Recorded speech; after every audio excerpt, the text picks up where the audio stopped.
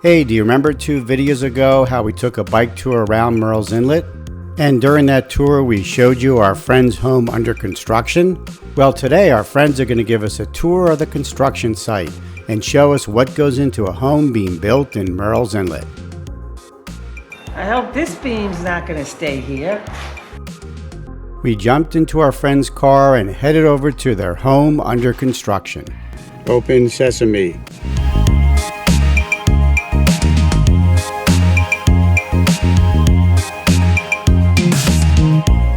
Now, if you remember, this is the neighborhood where the dog came chasing after us.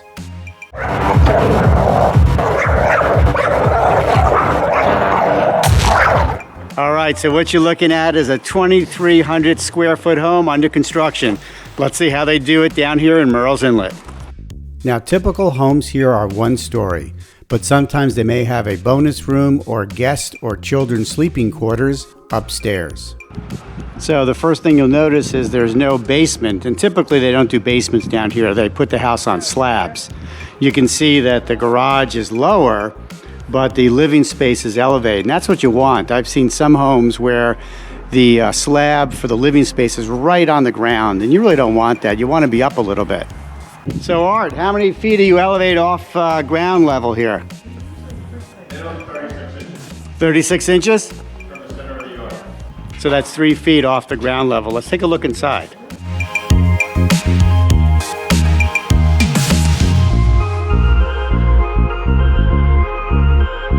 So you'll notice there's a lot of wood to build a house. So what kind of wood are you using here? The outside wall construction is 2x6. Normally it would be 2x4, but we wanted a little bit more insulation value. They're pre-made trusses made in the factory locally. So it's 2x6 on the outside walls for insulation value, so you can get more insulation in there. And then 2x4, these are all 2x4s inside? Okay. So one thing I've always been curious about is the load-bearing wall. You see these shows on remodeling, they're like, oh, this is a load-bearing wall, don't touch it. So let's see what a load-bearing wall really means.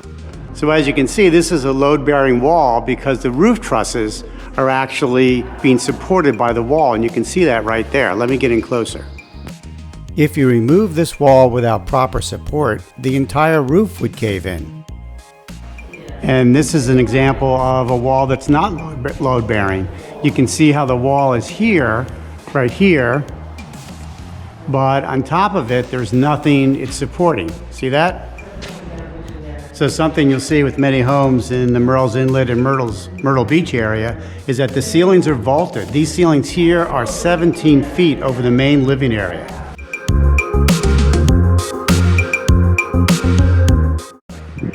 And open concept is the way these homes are built. Take a look. So the kitchen is straight ahead, and right over here is the main living area where the fireplace is going to be. Over here is going to be the dining room. And back here, a breakfast bar area. And there's a rough-in for the island, which will go right here. And there'll be plenty of seating that will face the kitchen over here, as well as the main living area right there. Another common feature that this home has is a screened-in covered porch right over here. There's the cover. This will be the screen. And there'll be a gas fireplace right at the end. Another feature that you might be surprised about, you're living in the South, but most homes come with a gas fireplace, or at least the option to put one in. In this home, it's going to be right here. The homes down here are either all electric or electric with gas backup.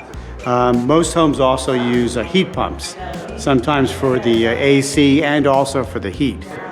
So you're probably wondering, with no basement in the homes down here, where do you store your stuff? Well, most homes have storage right above the garage, and this house has that too. Take a look.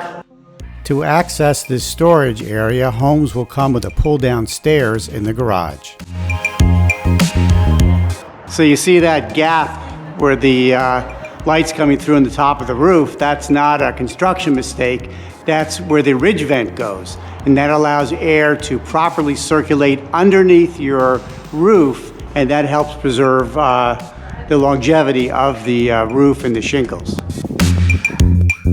So most homes down here are 3 to 4 bedrooms and often include an office. The master suite is usually on the first floor. And lot sizes are usually less than a half an acre. So I hope that gives you an idea of what a typical home here in Murrells Inlet looks like. So pretty nice. And after the home tour, we headed down to the MarshWalk in Murrells Inlet to grab a bite to eat at Mojo's.